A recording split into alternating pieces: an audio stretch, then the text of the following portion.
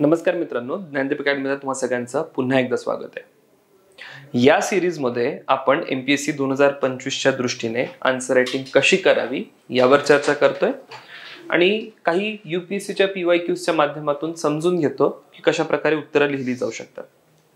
तर इथे एक जिओग्राफीचा क्वेश्चन आहे, बघूया काय नेमके याचं उत्तर लिहिलं जाऊ शकतं।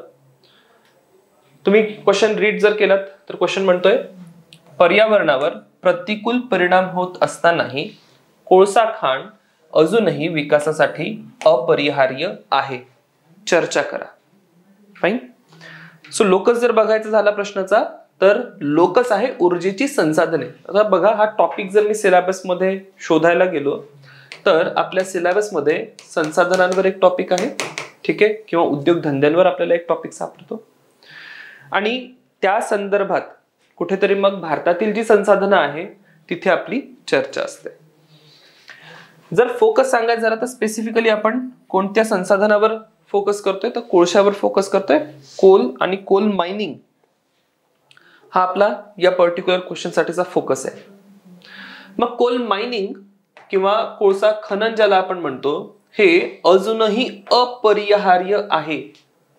कुठलीही पर्यावरणीय प्रतिकूल परिस्थिती निर्माण होतानाही आपल्याला कोळशाचा वापर करणे अत्यंत गरजेचे आहे किंवा अपरिहार्य आहे, यावर आपल्याला चर्चा करायची की का हे अपरिहार्य आहे, काय नेमके आकडेवारी इथे आपली स्पष्ट होऊ शकते ते सांगायचं आहे। पर्यावरणावर काय परिणाम प्रतिकूल प्रमाणात होतोय ते सुद्धा इथे नमूद झालं पाहिजे आणि एकंदरीत मग उपाययोजना काय असू शकतो किंवा वे फॉरवर्ड काय असू शकतो त्याची सुद्धा इथे चर्चा झाली पाहिजे। सगळ्यात पहिले बघूया इंट्रोडक्शन काय लिहिलं जाऊ शकतं। इंट्रोडक्शन, आता या ठिकाणी ऑब्वियसली डिफिनेशन बेस्ड इंट्रोडक्शन येणार नाही, जेही इंट्रोडक्शन असेल ते फॅक्ट बेस्ड इंट्रोडक्शन आपल्याला लिहिणे गरजेचे आहे। आता फॅक्ट बेस्ड इंट्रोडक्शन लिहिताना एक फॅक्ट हा तुम्ही मांडू शकता किंवा एक आकडेवारी ही मांडू शकता की कोळसा कशा प्रकारे हा सर्वात मोठा भारतासाठी किंवा इव्हन जगासाठी ऊर्जेचा स्रोत आहे, अशा प्रकारची एक तुम्ही आकडेवारी इथे स्पष्ट करू शकता। त्यापेक्षाही वेगळा जर आकडा तुम्हाला मांडायचा आहे तर कोळशाचा वापर आणि त्याचा प्रदूषणावर परिणाम याच्याशी संबंधित जर काही तुमच्या जवळ वस्तुस्थिती असेल किंवा फॅक्ट असेल तो फॅक्ट तुम्ही या ठिकाणी सांगू शकता। तर दोन्ही आकडे असेल की कोळसा आपल्या अर्थव्यवस्थेमध्ये किंवा कोळसा एक ऊर्जेचं संसाधन म्हणून त्याचं काय प्रमाण आहे तो एक आकडेवारीचा भाग असू शकतो, किंवा बेटर तुम्ही हे पण सांगू शकता की फक्त प्रदूषणावर त्याचा काय परिणाम आहे ते तुम्ही सांगू शकता। तर हे झालं इंट्रोडक्शन तुमचं, ठीक आहे। आता इथे तुम्हाला आकडेवारी थोडी सर्च करायला लागेल, ही आकडेवारी थोडी चेंज पण होत राहील। कार्बन डायऑक्साईडच्या उत्सर्जनामध्ये कोळशाचा किती वाटा आहे भारतामध्ये किंवा जीवाश्म इंधनांचा एकंदरीत किती वाटा आहे, त्याच्याशी संबंधित जे काही परिणाम आहे ते तुम्हाला इथे इंट्रोडक्शन मध्ये सांगायचे आहे। तर अशा प्रकारे मी जर मला प्रेफरन्स द्यायचा झाला तर मी ऊर्जेचा स्रोत म्हणण्यापेक्षा प्रदूषणावर काय त्याचा नेमका परिणाम होते त्याच्याशी संबंधित जी काही आकडेवारी असेल त्याच्यावर मी फोकस करेल। क्लिअर? तर ही माझी चॉईस या ठिकाणी इंट्रोडक्शनची आहे। त्यानंतर प्रश्नामध्ये विचारलेलं आहे की याचा पर्यावरणावर प्रतिकूल परिणाम आहे, निगेटिव्ह इफेक्ट आहे। आता काय काय परिणाम होतात हे विचारलंय का? या ठिकाणी ते विचारलेलं नाहीये, पण तरी सुद्धा एखाद वेळेस 20 शब्दांचं मी इंट्रोडक्शन लिहिलं, त्यानंतर पुन्हा 15 ते 20 शब्द किंवा एखादी सन डायग्राम काढून मी या ठिकाणी हे स्पष्ट करील की कोळशाच्या वापराचा पर्यावरणावर काय काय परिणाम होते किंवा पर्यावरणाशी संबंधित काय काय समस्या या ठिकाणी निर्माण होते। तर प्रेफरेबली एक सन डायग्राम काढा, ओके। त्या सन डायग्राम मध्ये दाखवा की एक्झॅक्टली कोळसा वापर जो आपण करतोय त्याचा परिणाम काय, कार्बन डायऑक्साईडचं उत्सर्जन, परिणामी ग्लोबल वॉर्मिंग, क्लायमेट चेंज हा मुद्दा तुम्ही मांडू शकता, पार्टिक्युलेट मॅटरचं प्रदूषण आणि संबंधित जी स्वास्थ्य समस्या आहे, मृदेचं प्रदूषण, कारण की ज्यावेळेस कोळसा खनन केलं जातं मोठ्या प्रमाणात कोळशातनं निघणारं पाणी तुम्हाला या ठिकाणी आढळेल की सर्वत्र पसरतंय। सिमिलरली भूजलाचा ऱ्हास होतोय, भूजलाचं प्रदूषण होतंय, जंगलतोड इथे मोठ्या प्रमाणात होते आणि अशा प्रकारची एकंदरीत पर्यावरणाची आपत्ती आपल्या समोर निर्माण होताना दिसते। आणि जर कोळसा खान आपण बंद केल्यात किंवा कोळशाचा वापर आपण बंद केला तर कुठेतरी हा पर्यावरणाचा ऱ्हास आपण थांबवू शकतो. तर मी एका सन डायग्राम मध्ये तर हे स्पष्ट करणे गरजेचे आहे. नुसता पर्यावरणावर प्रतिकूल परिणाम होतो एवढं सांगून चालणार नाही, काय काय परिणाम होतो ते या ठिकाणी स्पष्ट करणे आवश्यक आहे. दुसरा पार्ट बघू प्रश्नाचा नेमका काय आहे, की आपल्याला दुसरा प्रश्नाचं उत्तर लिहायचं आहे की कोळसा का अपरिहार्य आहे. फाईन. आणि कोळसा का अपरिहार्य आहे यासाठी सगळ्यात पहिला मुद्दा तुमचा इथे आला पाहिजे की भारत एक विकसनशील राष्ट्र आहे. ठीक आहे, डेव्हलपिंग स्टेट आपण आहोत किंवा विकसनशील राष्ट्र आहोत. आणि एका विकसनशील राष्ट्राची जी काही आर्थिक परिस्थिती असेल ती काही खूप ऑब्व्हियसली बेताची नाहीये, पण इतकी चांगली नाहीये की झपाट्याने अर्थव्यवस्थेमध्ये आपण काही बदल करू शकतो. त्यानंतर मागच्या काही वर्षांचा जर आपण इतिहास बघितला किंवा काही दशकांचा इतिहास बघितला, सर्वाधिक कोळसाचा वापर जो केला गेला हा आजची जी विकसित राष्ट्र आहे, डेव्हलप्ड कंट्रीज आहे, डेव्हलप्ड कंट्रीजद्वारे मागच्या 250 वर्षांमध्ये कोळसाचा खूप मोठ्या प्रमाणात वापर केला गेला. कोळसा हे एक अत्यंत स्वस्त इंधन आहे आणि मुबलक प्रमाणात सर्वत्र उपलब्ध आहे. कोणत्याही जगाच्या पाठीवर जा बऱ्यापैकी तुम्हाला कोळशाचे साठे आढळतात.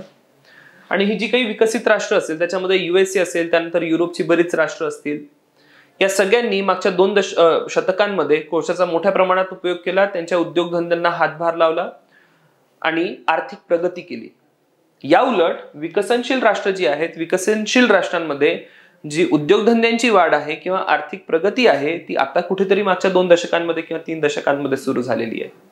आणि त्या आर्थिक वाढीसाठी सर्वात महत्वाचा मुद्दा म्हणजे एक स्वस्त इंधन या ठिकाणी उपलब्ध असणे अत्यंत महत्वाचं आहे. क्लिअर. तर हा तर एक परिप्रेक्ष्य तुम्हाला या ठिकाणी मांडायचा आहे. तर पहिला अगेन माझ्या पार्ट बी मधला पहिला पार्ट मी काय सांगतोय, developed versus developing state. We are a developing state. आपण एक विकसनशील राष्ट्र आहोत आणि विकसनशील राष्ट्राला आर्थिक प्रगती करण्यासाठी एका स्वस्त इंधनाचा पुरवठा होत राहणे अत्यंत गरजेचे आहे. जर आपण जगातील कार्बन डायऑक्साईडचं उत्सर्जन बघितलं तर सर्वाधिक उत्सर्जन हे विकसित राष्ट्रांद्वारे केलं जातं. प्रति व्यक्ती उत्सर्जनाचा आकडा सुद्धा तुम्ही या ठिकाणी देऊ शकता की कशा प्रकारे प्रति व्यक्ती उत्सर्जन सर्वाधिक जर आपण बघायचं झालं तर USA मध्ये होतं. त्यानंतर युरोपचे बरेच देश आहेत, ऑस्ट्रेलिया असेल, कॅनडा असेल, या सर्व देशांमध्ये मोठ्या प्रमाणात आपल्याला उत्सर्जन होताना दिसतंय. क्लिअर. नाऊ हा एक पार्ट मी सांगितला आर्थिक विकास. त्यानंतर भारतामध्ये येऊया आणि भारतामध्ये एकंदरीत कोळशाचं काय स्टेटस आहे ते तुम्ही या ठिकाणी सांगा की बघा भारताचा जो काही विजेचा पुरवठा आहे 50% वीज ही प्रामुख्याने कोळशावर आधारित आहे. भारताचे जे काही प्रमुख अवजड उद्योग आहेत, स्टील असेल, सिमेंट आणि इतर अवजड उद्योग किंवा इतर उद्योग सुद्धा लहान मोठे जितकेही उद्योग आहे स्थानिक स्तरावर असतील किंवा मोठ्या स्केलवर असतील, सगळ्यांमध्ये कोळसा हा अत्यंत महत्वाचा इंधन आहे. आणि का महत्वाचं आहे, कारण की कोळशाची कॉस्ट जर तुम्ही बघितली कमी आहे, त्यामुळे ते सहज सोपं असतं. तुमच्या किमती थोड्या आटोक्यात राहतात. जो उद्योगधंद्यांवर बोजा आहे तो कमी होतो. उपलब्धता अत्यंत महत्वाचा भाग आहे. सर्वत्र बऱ्यापैकी हा कोळसा आता उपलब्ध झालेला आहे. भलेही कोळशाचे साठे काही संपूर्ण भारतभर पसरलेले नाहीत, पण ट्रान्सपोर्टेशन त्याचे जे काही बॅकवर्ड फॉरवर्ड लिंकेजेस आहेत ते आता अशा प्रकारे एस्टॅब्लिश झालेले आहेत की कोळसा भारतामध्ये बऱ्यापैकी आता स्वस्त दरामध्ये उपलब्ध होतं. त्यानंतर खर्चाबद्दल आपण ऑलरेडी बोललो. एक अपरिहार्य असण्यामध्ये कारण काय की जर मला कोळसा वापरायचा नाहीये तर मला दुसरं कुठलं इंधन वापरायचं आहे आणि दुसरं कुठलं जे इंधन असेल ते स्वच्छ इंधन असेल. पण या स्वच्छ इंधनाकडे स्थलांतर करत असताना आपल्याला काही समस्या आढळतात. एकतर 50% वीज पुरवठा किंवा इंधनाचा पुरवठा हा कोळशामध्ये होत असताना, कोळशामधून होत असताना समजा मी दुसऱ्या इंधनाकडे गेलो तर झपाट्याने मला सगळ्याच्या सगळे इन्फ्रास्ट्रक्चर, पायाभूत सुविधा ज्या आहेत, पायाभूत सुविधा बदलवायला लागतील. स्वच्छ इंधनाचे जे काही इन्फ्रास्ट्रक्चर आहेत ते या ठिकाणी क्रिएट करायला लागतील. विंड असेल, वायू जे काही विंड मिल्स असतात, पवनचक्की ज्याला आपण म्हणतो, सोलर एनर्जी असेल, या सगळ्यांचं इन्फ्रास्ट्रक्चर आपल्याला वाढायला लागेल. त्याच्यासाठी खूप मोठी कॉस्ट आहे. तर एका विकसनशील राष्ट्रासाठी ती कॉस्ट पे करणे मे बी पॉसिबल नाहीये. दुसरा मुद्दा, कदाचित पैसे असतील पण तंत्रज्ञान इतकं चांगलं आहे का, तो एक अत्यंत महत्वाचा मुद्दा आहे. पण ट्रान्झिशन होतंय, तुम्ही जीवाश्म इंधनांकडनं स्वच्छ इंधनांकडे चाललात आणि हे जे काही संक्रमण किंवा ट्रान्झिशन होतंय या ट्रान्झिशनसाठी बाकीची जी काही पायाभूत सुविधा लागते ती आपल्याकडे उपलब्ध आहे का, तोही एक महत्वाचा प्रश्न आहे. आणि म्हणून पुढचे कदाचित काही दशक आपल्याला कोळसा हा एक अपरिहार्य ऊर्जेचा साधन म्हणून वापरावा लागेल. आपली इच्छा आहे, आपण टार्गेट्स सेट केले. आता बघा, हे सांगितल्यानंतर मग मी पुन्हा हे सांगेल की आपण काय करतोय, आपले काही टार्गेट्स आहेत, राईट, उद्दिष्ट आहेत की येणाऱ्या 2030 पर्यंत 500 गिगावॉट एनर्जी आपण स्वच्छ इंधनांमधनं किंवा रिन्युएबल इंधनांमधनं, नवीकरणीय ऊर्जा आपण या ठिकाणी वापरणार आहोत. हे आपलं टार्गेट आहे, त्यासाठी आपण प्रयत्न करतोय. पण याचा आता हा होऊ शकत नाही की अचानकपणे आपण कोळशावरून स्वच्छ इंधनांकडे स्थलांतरित करू. तर भारत खूप साऱ्या उपाययोजना करत आहेत. आता वे फॉरवर्ड मध्ये जायच्या आधी मी पहिले काय सांगेन की भारताने काही उपाययोजना केल्या आहेत. 2 किंवा 3 ओळींमध्ये 20 शब्दांमध्ये भारत काय काय करत आहे हे सांगा. कशा प्रकारे इंटरनॅशनल सोलर अलायन्स असेल, जे काही कोळसा इतर इंधन आहेत त्यांचं प्रमाण वाढवण्याचं आपण काम करतोय, न्यूक्लिअर एनर्जीचं प्रमाण वाढवण्याचं काम करतोय, किंवा 500 गिगावॉटचं रिन्युएबल एनर्जीचं आपण टार्गेट ठेवलेलं आहे, नवीकरणीय ऊर्जेचं आपलं टार्गेट आहे. अशा प्रकारच्या खूप साऱ्या उपाययोजना भारत सातत्याने करत आहे. आणि त्यानंतर मग मी वे फॉरवर्ड कडे जाईल की ठीक आहे, स्वच्छ इंधनाकडे आपण संक्रमण केलंच पाहिजे, ट्रान्झिट केलंच पाहिजे. त्यासाठी खूप सारे उपाययोजना आपण राबवू.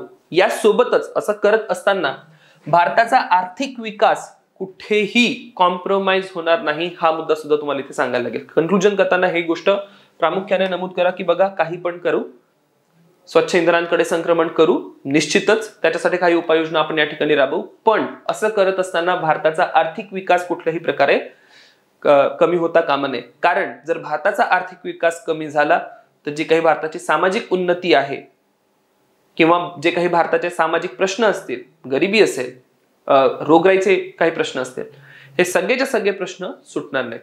राईट. सो हा एक आर्थिक विकासाचा मुद्दा इथे अत्यंत महत्वाचा आहे. आता तुम्ही नकाशाचा एक आधार घेऊ शकता. नकाशामध्ये कुठे कुठे भारतामध्ये कोळशाचे साठे सापडतात अशा प्रकारचा एक तुम्ही नकाशा दाखवू शकता. राईट. त्याच्या व्यतिरिक्त खूप काही तुम्हाला या ठिकाणी नकाशामध्ये दाखवायला मिळणार नाही. जर जागा असेल तर नकाशा तुम्ही काढू शकता, कारण की ऑलरेडी आपण एक सन डायग्राम काढलेली आहे, तर मे बी त्यामध्ये थोडीफार तुमची जागा जाईल. एखाद्या कोपऱ्यामध्ये तुम्ही हा एक नकाशा काढा की बघा, भारतामध्ये या ठिकाणी आपल्याला कोळशाचे साठे आढळतात. तर अशा प्रकारे या प्रश्नाचं आपण या ठिकाणी उत्तर लिहू शकतो. आता भेटूया नेक्स्ट सेशन मध्ये. Thank you everyone.